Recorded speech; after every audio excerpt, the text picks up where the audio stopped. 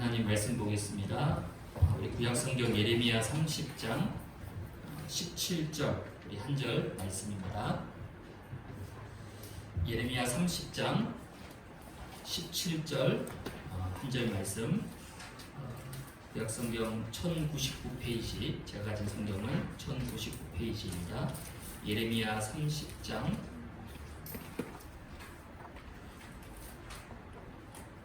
17절 한 절이니까 저와 함께 같이 우리 한 목소리로 17절을 합독하도록 하겠습니다.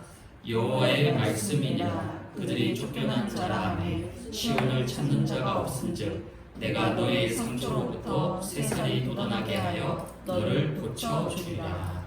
아멘.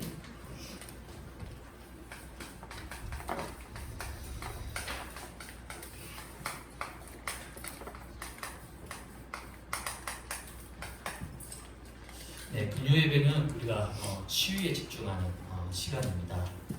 여러분의 영과 혼과 육이 언제 치유되느냐? 집중할 때입니다. 말씀에 집중하고 또 언약 붙잡고 합심해서 기도할 때에 놀라운 치유의 역사가 반드시 일어나게 됩니다. 그 다음 최고의 치유는 뭐냐면 바로 예배입니다. 예배보다 더 큰 치유의 역사가 없어요. 오늘 하나님께서 주시는 치유의 은혜를 깊이 누리는 그런 응답의 밤이 되기를 주님의 이름으로 축복을 드립니다. 오늘 읽었던 이 예레미야서는 바벨론의 포로로 잡혀온 이스라엘 백성들에게 이제 곧 포로에서 해방되어서 다시 유다로 예루살렘으로 돌아가게 될 것이라는 하나님의 약속을 이 예레미야가 지금 선포하고 있습니다. 다시 유다로 돌아가서 너희를 처음과 같이 원래대로 내가 고쳐 낫게 하겠다, 치유하겠다 말씀하고 있습니다. 왜냐하면 하나님의 백성이 여러분이 예를 들어서 만약에 대한민국에 살다가 한국에서 너무 살기 힘들어가지고 해외로 이민을 갔어요. 그 이민 생활이요 얼마나 고달프고 힘든지 모릅니다. 우리 막 미국에 가면 와 막 성공했다는데요, 절대 그렇지 않습니다. 미국의 이민 생활 너무나 처참합니다. 먼 나라에 가서 생판 모르는 사람들에게서 차별받으면서 얼마나 눈물과 피땀을 흘리겠어요. 근데 오늘 이 이스라엘 백성들은 이민이 아니라 포로로 끌려갔어요. 그것도 불신자 나라에. 불신자 나라에 포로로 가서 우상과 흑암이 가득한 그 바벨론 땅에서 40년 동안 얼마나 많은 고통과 상처를 입었겠어요. 그걸 하나님이 다 아시고 이제 너희를 해방시켜 다시 돌아가게 하겠다. 다시 예루살렘으로 돌아오면 내가 너희를 처음과 같이 회복시켜 줄 것이다. 이 예레미야 선지자가 그 말씀을 계속해서 지금 선포하고 있는 거예요. 그 다음 오늘 우리 금요 치유 예배가 실제 치유입니다. 우리가 치유하기 전에 먼저 확인할 부분이 있어요. 특히 우리의 생각 속에 굉장히 많은 상처가 뿌리 내려져 있어요. 상처는 여러분의 생각을 공격합니다. 어떻게 공격하느냐? 여러분의 생각을 굉장히 이렇게 한쪽으로만 치우치더라고요. 그래서 굉장히 예민하고 날카로워지게 합니다. 원래 그런 성격이 아닌데 계속 상처를 받다 보면요.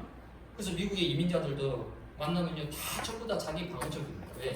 워낙 많이 사기를 당하고 워낙 많이 공격을 받다 보니까 마음을 안 열어요. 왜? 너무 당한 게 많다는 거예요. 이만큼 생각이 어떻게 됩니까? 좁아지고 갇히게 됩니다. 대부분 다 나 상처받았어 라고 겉으로 말하는 사람은 아무도 없습니다. 근데 이미 생각 속에 상처가 박혀 있어요. 그러면 이 상처가 나중에는 마음에도 영향을 미칩니다. 이 마음이 어떻게 됐느냐? 나중심. 즉 이게 기준이 되는 거예요. 기준. 나중심이에요. 모든 게. 내가 상처받은 것도 나 기준이죠. 내가 중심되어 있으니까. 여기에 안 맞으면, 그러니까 나라고 하는 것에 맞지 않으면 수용을 못합니다. 우리 젊은 친구들도 그렇고요. 이 대화를 해보면 수용을 못해요. 이게 성격의 문제가 아니라 뭔가 자기가 가지고 있는 것이 딱 고착되어 있기 때문에 거기에 안 맞으면 틀렸다고 생각합니다. 틀린 게 아닌데, 그렇죠? 다른 거잖아요, 그렇죠? 어떻게 사람의 생각과 마음이 다 똑같겠습니까? 내 마음하고 똑같은 사람은 이 지구상에 한 명도 없습니다. 다 달라요, 마음이. 근데 나라와는 이 기준이 딱 서 있게 되면 여기에 맞지 않으면 수용이 안 돼요. 모든 게 자기 틀과 기준 안에 딱 들어와 있어야 됩니다. 그러면 문제와 사건 속에서 마음이 늘 온탕과 냉탕을 왔다 갔다 하면서 늘 마음이 부딪히게 됩니다. 여러분 아무리 강한 사람도 마음이 자꾸 부딪히게 되면 어떻게 됩니까? 마음이 병들게 됩니다. 지금 이 시대는요 마음이 병든 자가 너무 많아요. 뭘 이렇게 말이 굉장히 조심스러운 거예요. 왜? 잘못 말하면 상처받아 버려요. 마음에 큰 상처를 입습니다. 그러면 그 삶이 어떻게 되죠? 그 삶에 여유가 없어요. 늘 조급하고 불안하고 답답합니다. 왜 그렇죠? 생각 속에 이 상처가 탁 박혀 있어요. 마음이 온전히 나 중심으로 딱 묶여 있습니다. 그러니까 삶에 당연히 여유가 없죠. 늘 답답하고 불안합니다. 이런 삶이 반복되면 드디어 육신 가운데도 병이 찾아옵니다. 마음의 병뿐만 아니라 육신에도 이게 이제 드러나는 거예요. 그러니까 육신의 질병은 뭐냐면요, 드러난 결과입니다. 어느 날 갑자기 병이 찾아온 게 아니에요. 이 병이 생기기 전에 이미 생각과 마음이 병들어 있었던 거예요. 그게 이제 몸으로 반응하는 거예요. 몸으로 나타나는 겁니다. 왜냐? 인간은 영과 육이 하나로 연결되어 있어요. 그래서 여러분 생각과 마음이 늘 부딪히고 힘들면 결국 몸이 감당이 안 되는 거죠. 제가 이전 교회에 있을 때요, 사역을 엄청 잘하는 평신도 한 분이 계셨어요. 이분은 진짜 평신도인데도 거의 뭐 모든 교육자가 인정할 만큼 거의 뭐 전사님 해도 될 만큼 전사님들도 막 약간 컴플렉스 느낄 정도로 사역을 엄청 잘하는 분. 저도 저하고 2년 정도 같이 사역했거든요. 근데 이분이 늘 특징이 뭐냐면 늘 예민해요. 어느 정도로 예민하냐? 주변 성도들하고 계속 부딪히는 거예요. 사역은 너무 잘하는 거예요. 거의 뭐 지역 교구 사역을 뭐 도맡아서 할 정도로. 근데 주변 성도들하고 계속 부딪히는 거예요. 그래서 이분이 365일 중에 한 360일 정도를 계속 위경련, 위염 이걸 달고 사는 거예요. 그럴 수밖에 없죠. 왜?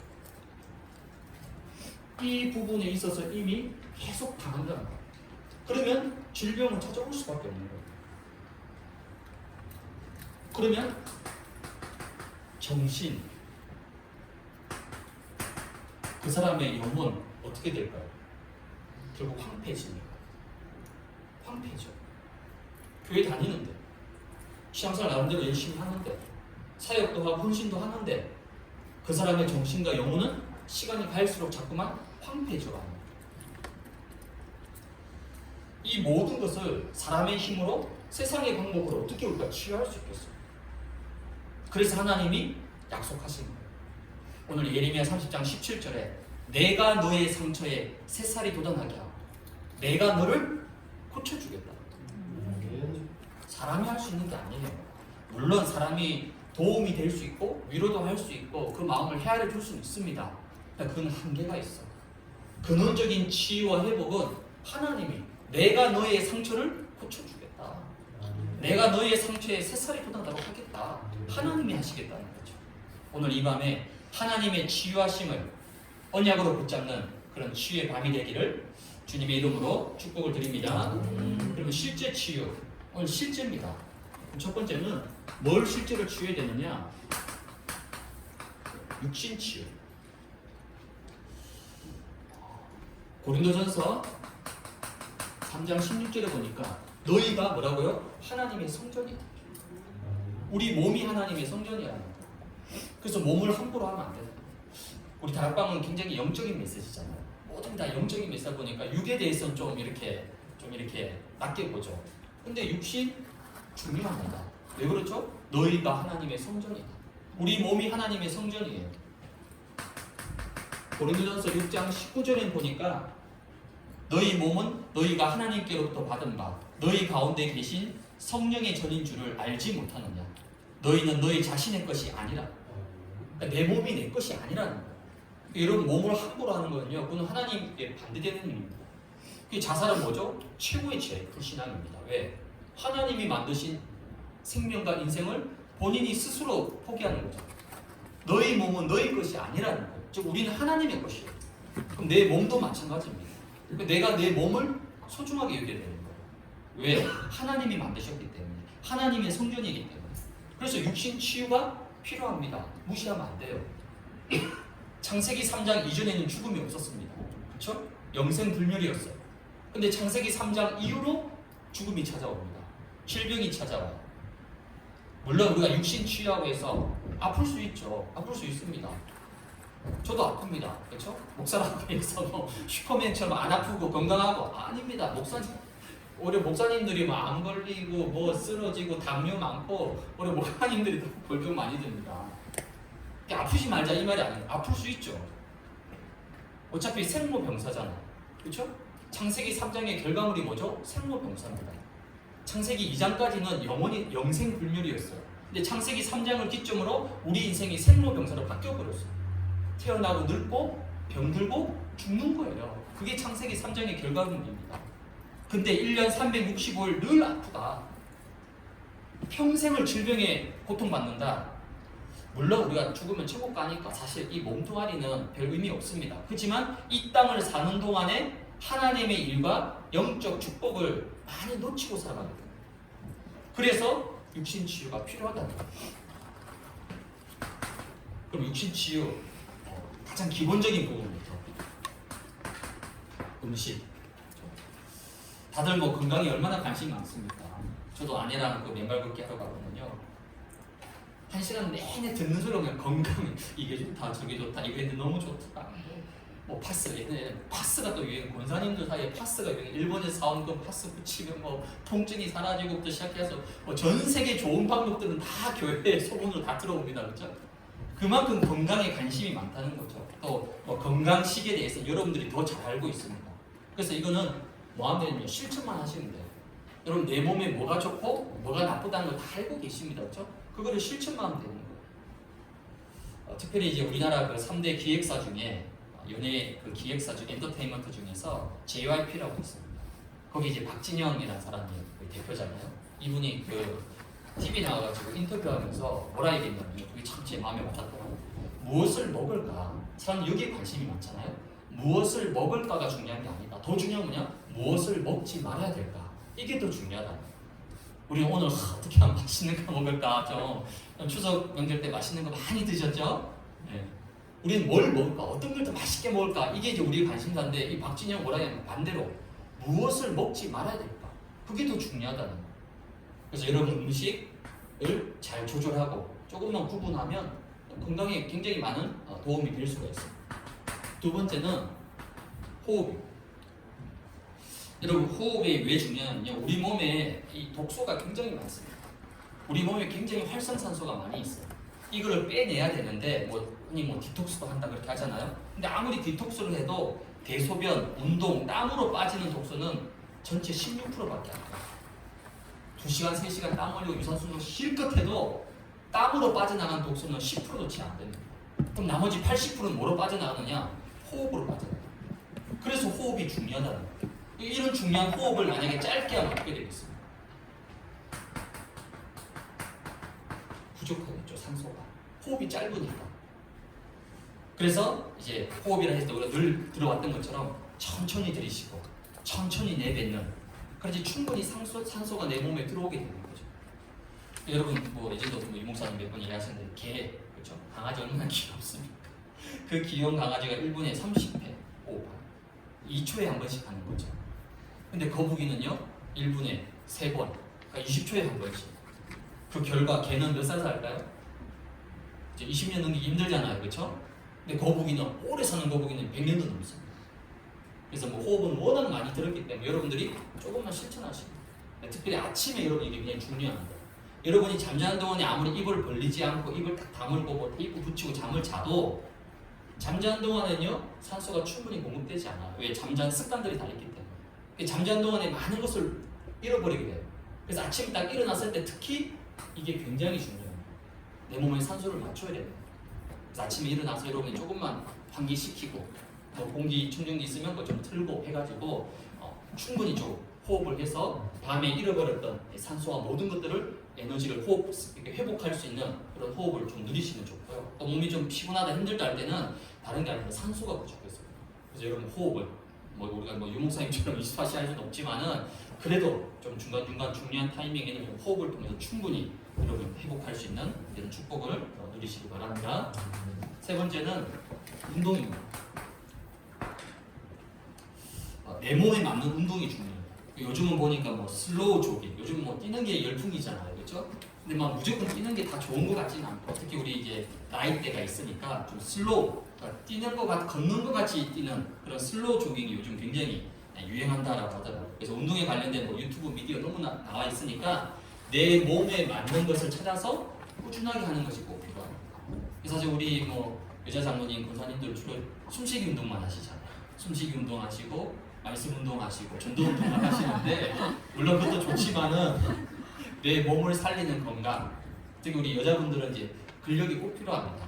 그래서 근력 운동은 기본적으로 조금씩 해줄 수 있는 그런 부분들이 꼭 필요합니다. 그래서 사실 제가 목사인데 의사도 아니고 제가 음식에 대해서 호흡에 대해서 전문인이 아니기 때문에 너무 깊게 얘기할 필요는 없을 것 같고요. 왜 이렇게 육신 치유가 중요하냐? 고린도전서 6장 20절에 보니까 하나님께서 값을 치르고 여러분을 사셨다고 합니다. 그러니까 십자가에서 주님이 핏값을 주고 지불하고 여러분을 사셨잖아요. 여러분을 건지셨잖아요. 그런즉 너희 몸으로 하나님께 영광을 돌리라. 너희 몸으로 하나님께 영광을 돌리라. 그래서 우리가 아프지 않고 무조건 건강하자 그런 말이 아니고요. 우리 육신에 찾아오는 웬만한 질병들 이런 부분들은 충분히 이 세 가지로 어느 정도 효과를 보고 치유할 수 있습니다. 왜? 우리에게 영적 비밀이 있기 때문에, 복음의 비밀이 있기 때문에 복음 안에서 그리스도 안에서 이 부분을 조금만 여러분이 회복하시면 충분히 치유되고 회복될 수 있습니다. 두 번째 실제 치유는 이제 정신 또는 마음 치유입니다. 마음과 생각이 참 중요하죠. 사탄이 우리의 어디를 제일 먼저 공격하냐면요, 사실 이 부분, 여기죠. 이렇게 이 부분을 무너뜨리면 어떻게 됩니까? 여러분, 이 부분이 무너져 버리면 어떻게 되죠? 은혜 못 받습니다. 예배 아무리 지르도 말씀이 귀에 들어오지 않아요. 찬양을 불러도 찬양이 입에서 맴돕니다. 기도하려고 앉아도 절대 기도되지 않아요. 이걸 사탄이 제일 잘 알고 있는 거예요. 그래서 여러분의 생각과 마음을 무너뜨립니다. 시험 들게 만들고 상처받게 만들고 불신하게 만들고. 왜? 그러면 은혜 못 받는 걸 사탄이 너무 잘 알기 때문에. 그래서 항상 이 부분을 사탄이 제일 먼저 타겟으로 삼아서 공격합니다. 시편 43편 5절에 보니까 내 영혼아 어찌하여 낙심하며 어찌하여 내 속에서 불안해하며 너는 하나님께 소망했다. 어찌하여 낙심했느냐? 어찌해서 불안해하느냐? 이 다윗의 고백이잖아요. 다윗도 사람이잖아요. 다윗이 인생의 3분의 1을 쫓겨다녔습니다. 그것도 아무 죄가 없는데, 그것도 장인어른이잖아요. 사울의 딸과 결혼했으니까 그 장인어른이 자기를 죽이겠다고 군사 수백 명을 풀어가지고 계속 쫓아오고 들로 산으로 늘 도망쳐 다녔습니다. 몇 번이나 죽을 뻔했잖아요. 그렇죠? 사울이 막 창을 던지고. 그런 고난과 위기를 겪으면서 어떻게 마음이 낙심하지 않을 수 있겠습니까? 다윗의 마음속에 왜 불안과 염려가 없겠어요? 그래서 내 영혼아 어찌하여 네가 낙심하느냐? 여러분이 낙심하고 힘 빠지고 불안하고 불신하면요, 여러분 속에 계신 성령께서 탄식하십니다. 그렇죠? 성령께서 말할 수 없는 탄식으로 너희를 위해서 기도하신다고 말씀하시잖아요. 그래서 너는 뭐 하라고요? 하나님께 소망을 두라. 잠언 17장 22절에 보니까 마음의 즐거움은 양약이라 심령의 근심은 뼈를 마르게 하는 거예요. 마음의 즐거움이 양약이라는 거예요. 여러분 녹용, 삼삼 아무리 좋은 거 다 드셔도 마음에 늘 불안, 염려, 근심, 걱정 가득 차 있으면요, 그 좋은 몸에 좋은 거 아무 소용 없습니다. 마음의 즐거움이 양약이라잖아요. 반대로 심령을 근심하는 것은 뼈를 마르게 하는 거예요. 이거 굉장히 과학적인 거예요. 그래서 마음과 생각을 움직이고 지배하는 것이 뭡니까? 그게 바로 사람의 뇌입니다. 마음 치유의 가장 중요한 부분이 뇌예요. 뇌. 생각하는 거, 말하는 거, 행동하는 것, 이 모든 것이 뭐를 통해서 전달됩니까? 뇌를 통해서 다 전달되는 거예요. 여러분 지금 막 분노가 치밀어 올랐다. 머리에 뚜껑이 열렸다. 그거 어떻게 전달되죠? 뇌를 통해서 다 전달되는 거예요, 여러분. 뇌를 통해서 여러분 세포 마디마디에 다 이게 전달되는 거예요. 여러분 신경, 감각 모든 게. 그래서 그 어느 과학 채널 보니까 시험 나왔잖아요. 고양이 한 마리를 가둬가지고요 바늘로 한 일주일 동안 계속 찔러댔어요. 그 고양이 어떻게 됐습니까? 말라 죽어버렸어요. 하물며 사람이 생각과 마음이 계속 부딪히고 고통을 받고 상처를 받고 계속 아픔을 겪으면 어떻게 됩니까? 뼈가 봐요. 이게 손상될 수밖에 없는 거예요. 그래서 불신자들은 명상하잖아요. 명상. 마인드 컨트롤합니다. 물론 그게 이제 귀신의 역사긴 하지만, 근데 우리는 명상이 아니라 우리는 뭐죠? 묵상이에요. 묵상이 뭡니까? 뇌를 살리는 거예요. 그래서 중독자들은 아무리 치유 안 됩니다.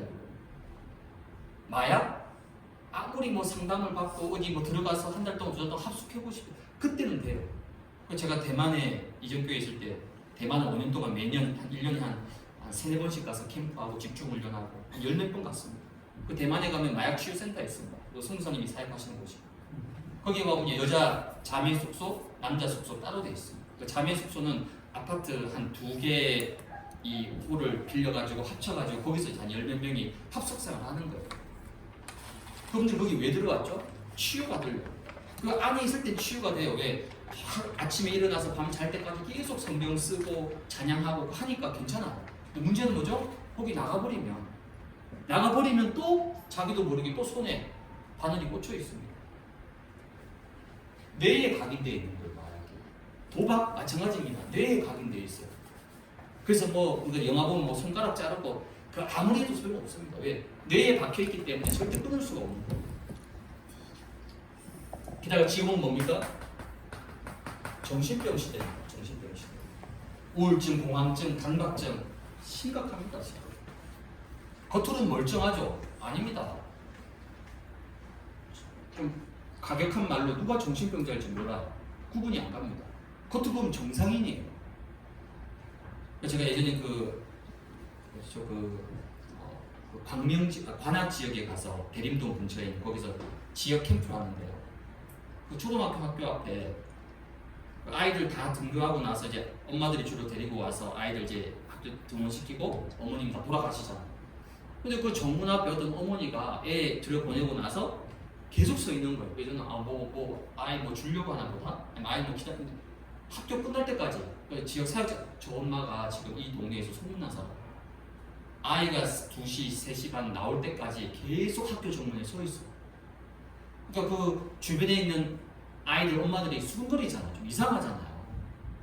왜 그러냐 알아보니까요. 이분이 불안해가지고 혹시 아이한테 무슨 일이 생길까봐 아이가 나올 때까지 하루 종일 서 있는 거예요. 아침에 데려다주고 그때부터 시작해서 계속 교문에 서 있는 거예요. 얘 나올 때까지.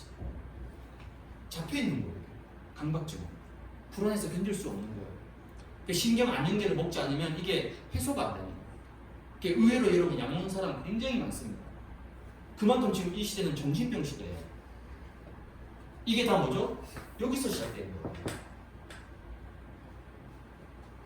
그렇다면 이 뇌를 어떻게 치유해야 되느냐? 이 뇌는 오직 하나님의 말씀으로만 치유될 수 있습니다.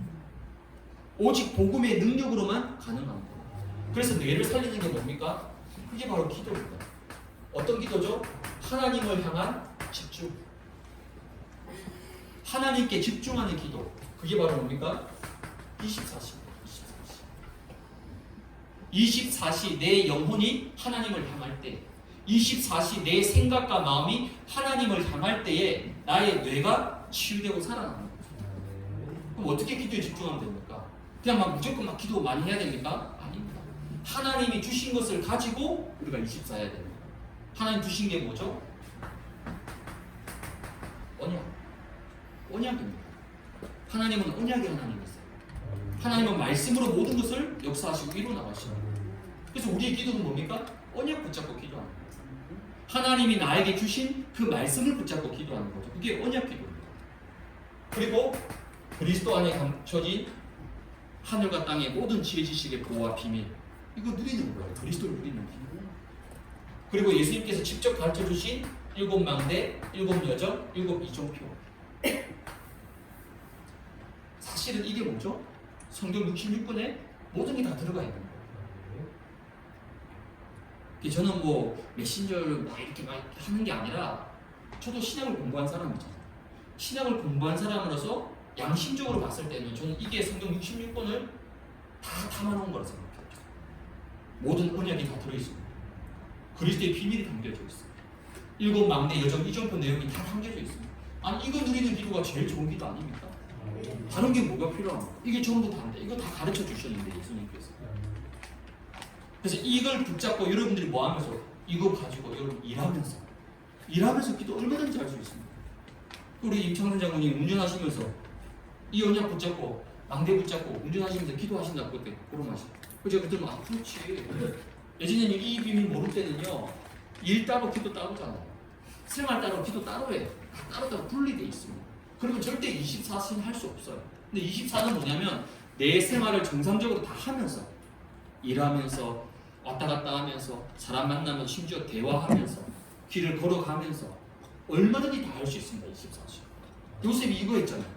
아니 노예 생활하면서 어떻게 기도할 수 있겠습니까? 노예가 무슨 시간이 주어지겠습니까? 아침부터 잘 때까지 일만 해야 되는데. 근데 요셉은 그 속에서도 24 여호와께서 요셉과 함께 하십니다. 그 함께 하신다는 말은 이걸 요셉이 24시간 누렸다는 거예요. 노예 생활을 하면서. 그래서 여러분의 생각과 마음과 영혼이 하나님이 주신 것을 가지고 24 기도에 집중할 때에 여러분 내가 살아납니다. 내가 치유되는 거예요. 요즘 유목사님이 자꾸 막 50세 이상 넘으면 내 세포가 죽어간다는 거예요. 저는 그때 아이고 난 아직 뭐 올해까지는 괜찮겠구나. 근데 요즘은 가끔씩 뭐 하냐면요 자꾸 깜빡깜빡 잊어버리는 거예요. 아내가 교회 갈 때 가라고 막 밥이랑 반찬 다 싸줬어요. 그걸. 그 가방을 들고 가야 되잖아. 제가 어느 날 교회 갔는데 도시락 하나 없어. 문 나갈 문에 두는데도 그걸 내가 잊어버리고 깜빡하고 가버린 거예요. 그래서 제가 너무 충격받은 거예요. 제가 20대라면요 그 상상을 할 수 없는 거예요. 제가 굉장히 계획적이고 철저한 사람이거든요. 그런 일을 까먹는다는 일은 내 생에 있을 수가 없는 일이에요. 근데 그게 아무 의미가 없어. 아, 진짜 내 세포가 죽어가고 있구나. 너무 서글프기도 하고 속상하기도 하고. 그래서 더 호흡에 집중하고 더 기도에 집중하면서 나의 뇌를 살려야 되겠다. 그래서 제가 기도할 때마다 나의 생각, 마음, 영혼, 잠재의식, 무의식, 나의 내 속 깊은 곳에 성삼위 하나님의 영으로 보좌의 능력으로 시공간 초월로 하나님 역사하여 주옵소서. 뇌를 살려야 된다니까요. 그래서 모세가 죽을 때까지 눈이 흐리지 않고 기력이 쇠하지 않았다. 기력이 쇠하지 않았다는 거예요. 이 뇌가 살아서 이게 육신적으로만 가능하겠습니까? 영적인 힘이 임하니까 뇌가 살아나고 치유되는 거예요. 이런 기도 24 집중할 수 있는 이런 은혜를 여러분 회복하시기 바랍니다. 그러면 어떻게 되죠?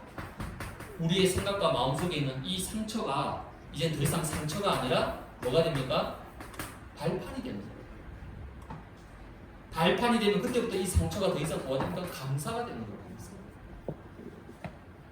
빌립보서 4장 6절 7절에 아무것도 염려하지 말고 모든 일에 기도와 간구로 너희 구할 것을 뭐 하라고요?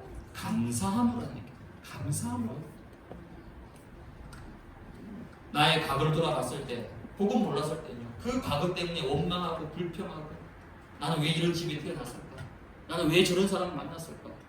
모든 게 불평 원망이었어요. 근데 복음 깨닫고 나니까 그 모든 과거가 뭡니까?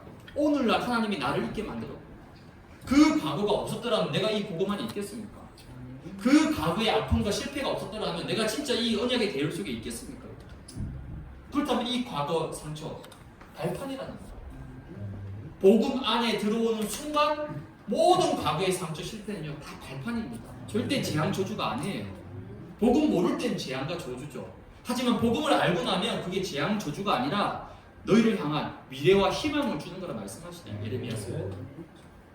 모든 상처가 발판이 되고 감사가 고백되어지는 이런 놀라운 축복을 여러분 누리게 됩니다. 그래서 여러분 날마다 24 망대 여정 이정 붙잡고 언약과 그리스도의 비밀을 누리는 이 24 기도로 여러분 정신, 마음, 생각 모든 것을 치유하고 살리는 이런 은혜를 여러분 누리시기 바랍니다. 그렇다면 우리가 1번, 2번 합치면 결국은 뭐죠? 3번이 영적 치유를 얘기하는 거예요.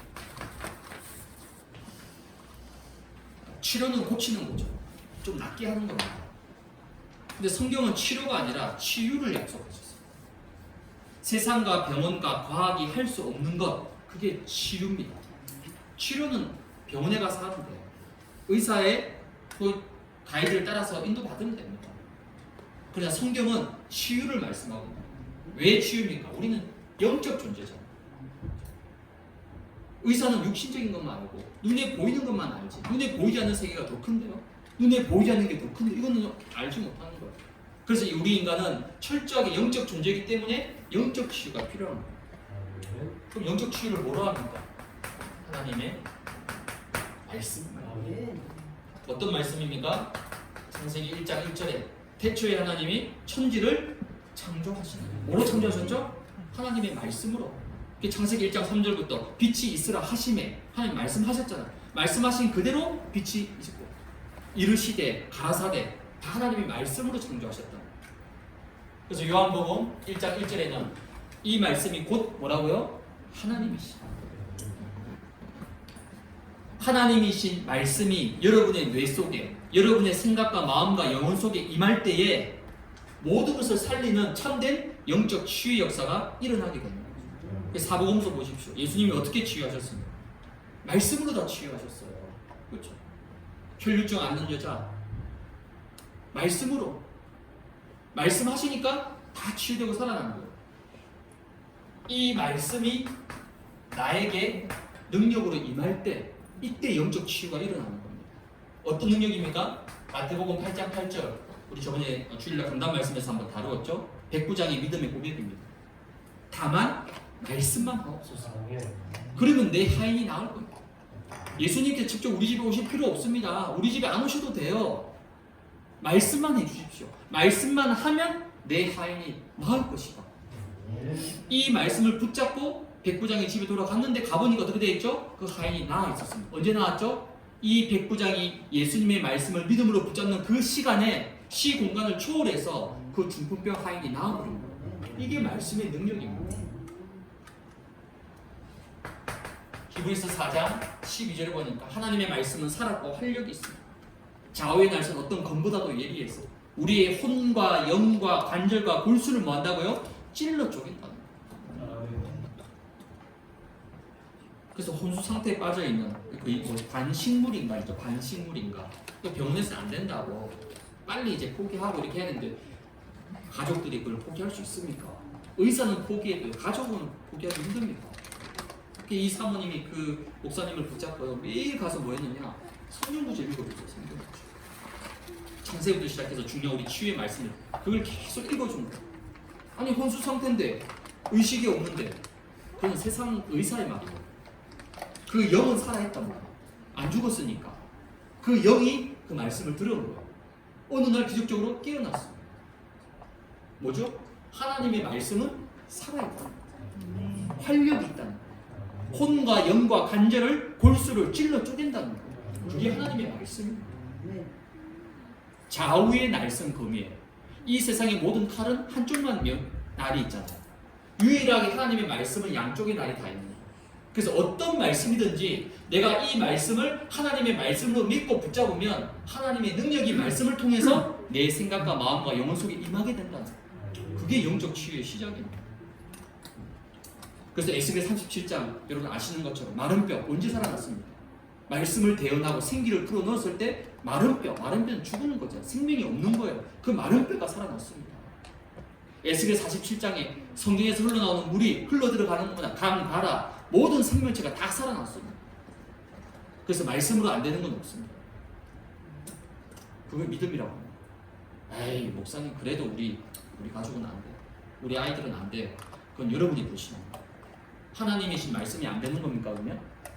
문제는 시간표의 문제지. 시간의 문제지. 여러분이 말씀 붙잡고 이 말씀의 능력을 붙잡고 나에게, 여러분 가정에, 여러분 현장에 전달하고 선포하고 기도하고 하면요 반드시 말씀이 능력으로 역사해서 모든 것을 살리고 치유하게 되어 있다는 거예요. 그렇다면 이제 하나님의 말씀의 능력이 이제는 내 안에 어떻게 돼야 돼요? 내 안에 각인되고 내 안에 뿌리 내리고 내 안에 체질이 돼야 돼요. 영적 치유. 여러분 다른 사람 치유하려고 하지 말고 하나님의 말씀이 나로부터 시작돼요. 나에게 먼저 시작됩니다. 나에게 시작된 하나님의 말씀이 내 가족들, 내 자녀들, 내 남편, 내 주위의 모든 사람에게 살리게 되는 거죠. 그래서 하나님은 그 능력의 말씀이 여러분에게 먼저 각인되고 뿌리내리고 체질되기를 원하십니다. 이런 응답의 축복을 여러분 누리시기 바랍니다. 그럼 어떻게 하면 내 안에 각인 뿌리 체질이 될 수 있는가? 그 내용이 바로 오늘 본론 강단에 집중하는, 강단에 집중하는 만큼 하나님의 말씀이 여러분에게 각인되어집니다. 각인된 말씀과 귀로만 들은 말씀은요, 평소에는 별 차이 없어요. 다 말씀 들은 것 같아요. 다 말씀 은혜 받은 것 같아요. 다 말씀 붙잡은 것 같습니다. 근데 결정적인 문제와 사건과 어려움이 딱 닥치면 그때 드러납니다. 각인된 말씀은 절대 빼앗기지 않습니다. 근데 각인되지 않고 귀로만 듣고 그냥 떠덕인 말씀은요, 다 날아가 버립니다. 바람이 나는 겨와 같이 다 흩날려 버립니다. 근데 각인된 말씀은 절대 사단이 빼앗아가지 않아요. 말씀이 각인되기 위해서는 여러분이 말씀 속에서 하나님이 주시는 모든 답을 다 찾아내야 됩니다. 결국 답은 어디에 있습니까? 말씀 속에 있습니다. 사람의 말은 참고하는 거예요. 무시하면 안 됩니다. 왜 사람의 말을 어떻게 무시하면 혼자 살아야죠. 사람의 말은 참고하되 결정적인 답은 뭡니까? 하나님 말씀이 있는 거예요. 그래서 우리가 예배의 생을 거는 거예요. 그래서 우리가 강단을 붙잡는 거지. 아, 목사님의 말씀이 아니잖아요. 하나님의 말씀 속에 답이 있는 거예요. 그래서 여러분 예배 드릴 때마다 말씀 속에서 모든 답을 다 찾아내야 됩니다. 아니, 예배에서 말씀에서 답을 안 찾고 저 밖에 나와가지고 뭐 세상에서 어떤 사람들 통해서 그게 답이 될 수 있습니까, 여러분? 아니, 불신자의 말이 무슨 답이 될 수가 있습니까? 귀신 들린 점쟁이 말이 무슨 답이 됩니까? 그렇죠? 내 인생의 답을 어디서 찾아야 되겠습니까? 우리 가정의 답을 어디서 찾아야 되겠어요? 내 인생의 미래 답을 어디서 찾아야 되겠습니까? 여러분 생업과 산업의 답을 어디서 찾아야겠습니까? 매주일 예배 속에서, 강단 속에서 하나님이 답을 주시죠. 예배 한번 드리면요, 모든 게 다 끝나야 됩니다. 예배 들었는데도 뭔가 마음이 자꾸 복잡하다, 뭔가 마음이 막 지숭생숭하다, 그건 엄밀히 따지면 예배 반쪽짜리예요. 진짜 신령과 진정을 드린 예배 드리면요, 예배 드리고 나면요, 마음이 확 답이 오는 거예요. 아, 그렇지. 왜? 말씀 속에서 답을 다 찾았으니까. 그러기 위해서는요, 받은 말씀을 여러분이 묵상하셔야 돼요. 묵상. 뇌를 살리는 거 다른 거 아닙니다. 묵상입니다. 묵상. 하나님의 말씀이 나의 영혼과 생각과 마음, 잠재의식, 무의식 속에 스며들어갈 때에 나의 뇌와 모든 잘못된 각인들이 다 치유되는 거죠. 그게 바로 묵상의 힘입니다. 다윗은 이 묵상이 너무 좋아가지고 새벽에, 아침 미명에, 해가 밝기 전에 말씀을 읊조리고 묵상합니다. 그리고 필요하다면 여러분이 말씀을 기록도 하는 겁니다. 예배 속에서 주시는 말씀의 성구들이 있잖아요. 특히 우리 다락방은 거의 반복되는 성구들이 많습니다. 그런 부분들은요, 좀 찾아서 직접 내가 한번 적어보고 기록해보고, 필요하다면 뭐죠? 암송도 해보고. 이게 전부 다 뭡니까? 하나님의 말씀이 내 안에 각인물이 체질되는 거예요. 그래서 이번 주에도 여러분 제가 강단에 나온 성구들 이렇게 좀 큰 글씨로 12포인트 큰 글씨로 해서 드릴 테니까 좀 시간 날 때 그 말씀을 내가 직접 적는 게 제일 좋아요. 물론 저도 이 패드 가지고 이렇게 하긴 하지만 사실 언제적인 각인을 말씀을 직접 쓸 때 쓰는 것만큼 더 좋은 각인이 없어요. 그리고 말씀을 암송, 이게 뭐냐? 말씀을 내 안에 각인시키는 겁니다. 그럼 말씀이 각인되는 최고의 길은 뭐냐면 언약기도. 말씀 붙잡고 기도할 때에 말씀이 그 마음과 심령 속에 완전히 각인됩니다. 여자 중에서 최고로 응답받은 자가 누굴까요? 향유를 본 여인이죠. 예수님이 뭐라고 칭찬하셨습니까? 온 천하에 복음이 전파되는 곳에 이 여자가 행한 일도 기억될 것이다. 그래서 지금 성경에 기록되어 있잖아. 전 세계 교회에서 이 여자가 기록되어 있는 이 말씀을 가지고 매주 설교하잖아. 언제까지요? 주님 재림하실 때까지. 그럼 여자 중에서 이보다 더 큰 축복받은 사람이 어디 있겠습니까? 어떻게 이렇게 큰 축복을 받았습니까? 이 여자는 알고 있었습니다. 뭘 알고 있었죠? 언약 성취를 정확히 알고 있었어요. 예수님의 십자가와 부활, 그 언약 성취에 내가 할 수 있는 최고의 헌신, 믿음의 고백을 드린 거예요. 뭐죠? 언약을 정확히 알고 있죠. 이 예수가 바로 구약의 메시아 그리스도시구나. 이 예수가 온 인류의 죄를 대신 짊어지시고 십자가를 지시고 부활하신 그리스도시구나.